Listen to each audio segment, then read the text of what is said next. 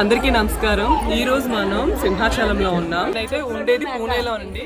పూణే నుంచి సింహాచలం కేవలం స్వామివారి దర్శనంకి వచ్చాను. చందనోత్సవం రోజు రాలేకపోయాను. ఇప్పుడు రావడం చాలా అదృష్టంగా భావిస్తున్నాను. అండ్ ఈ రోజు మనకు స్వామివారి చందనం దొరికింది.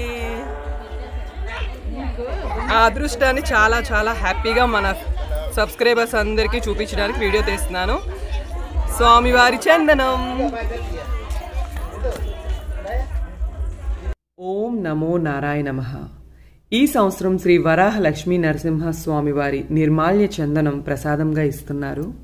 ఇలా స్వామివారి చందనం పొందాలి అనుకునే వాళ్ళు ఉదయం 8 గంటలకు 100 రూపాయల దర్శనం లైన్లో కానీ 300 రూపాయల దర్శనం లైన్లో కానీ ఉచిత దర్శనం లైన్లో కానీ మనం ఉన్నామంటే ఆ క్యూ లైన్లో మనకి ఈ చందనం ప్యాకెట్ యొక్క టోకెన్ లభిస్తుందండి. 10 రూపీస్. ఒక్క మనిషికి ఒక్క ప్యాకెటే ఇస్తారండి.